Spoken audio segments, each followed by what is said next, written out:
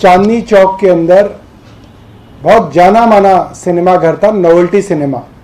आप सब लोगों ने देखा होगा, नया बाजार के पास ये सिनेमा घर है जो एमसीडी की ज़मीन पे था और उसकी लीज ख़त्म हो गई थी और बड़ी मुश्किल से उसको खाली कराया गया था। पता लगा है कि ये नोवेल्टी सिनेमा करीब 1100 कुछ स्क्वायर मीटर ज़मीन पर है।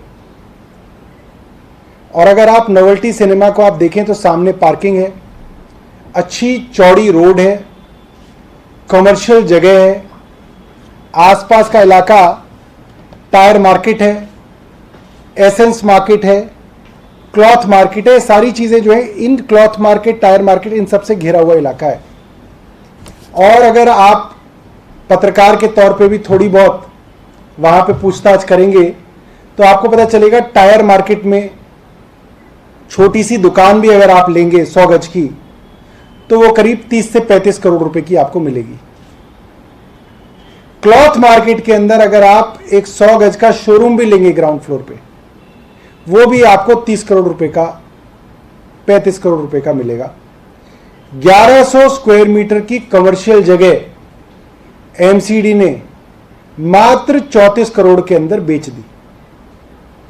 जिस जमीन के दाम कम से कम 125 करोड़ से 150 करोड़ रुपए होने चाहिए थे, एमसीडी ने इस हाई प्रोफाइल बिल्कुल कमर्शियल जगह को मात्र 34 करोड़ रुपए में बेच दिया है।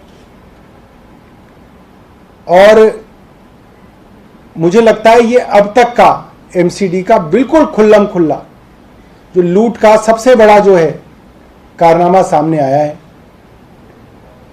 कोई आदमी जो उस इलाके में रहता हो, मेरी कई वहां के ट्रेडर्स से बात हुई, कई दुकानदारों से बात हुई, वो लोग हैरान हैं, वो लोग शॉक में है कि ये कैसे हो सकता है कि एमसीडी इतनी बड़ी जमीन जो है मात्र 34 करोड़ रुपए के अंदर बेच सकती है। आप लोग भी इसके बारे में जानकारी निकालिएगा। साधारण तौर पर लोग ये कह रहे हैं कि अगर इस 1100 वर्ग मीटर में एमसीडी एक शॉपिंग कॉम्प्लेक्स बनाकर ही अगर दुकानें लीज पे दे देती तो कम से कम 300 करोड़ रुपए जो है एमसीडी कमा सकती थी। साधारण सा काम था जो एमसीडी का काम है, जहां पे इन्होंने खूब शॉपिंग कॉम्प्लेक्स बना के बेचते हैं।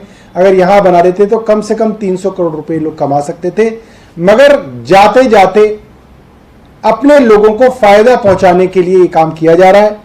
मैं तो आपसे ये भी कहूंगा कि आप इसकी जांच भी कराइएगा। इसको ये asteroid shelters home private limited और स्टाइल एंटरप्राइजेज लिमिटेड करके 2 बिड आई हैं, जिसके अंदर इन्होंने इसको एस्टेरॉयड शेल्टर्स होम लिमिटेड को दे दिया है। दोनों बिडों के अंदर भी मात्र 1 लाख रुपए का फर्क है।